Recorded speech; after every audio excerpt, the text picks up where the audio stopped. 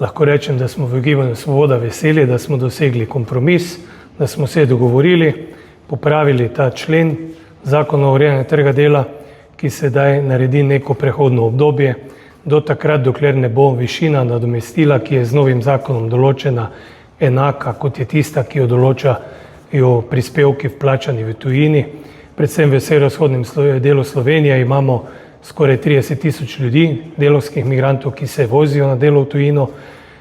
Seveda pa ta zakon, ta del zakona v tem členu nekje 200 do 300 ljudi tangira in to prehodno obdobje, mislim, da bo leto, 2 leti, pa bo ta višina enaka. Tako da moram reči, da koalicija Gibanja Svoboda je v tem koraku naredila eno dobro delo, rešimo se nekega referenduma, ki je že kolega Zrim povedal, je nepotreben in tudi v bistvu je zavora za črpanje EU sredstev, tako da tudi s tem lahko gremo naprej. Sindikatom delavcev migrantov smo se sestali, s tem so se strinjali in jaz se zahvaljujem vsem za tvorno sodelovanje in da lahko to danes vložimo in seveda v kratkem potrdimo.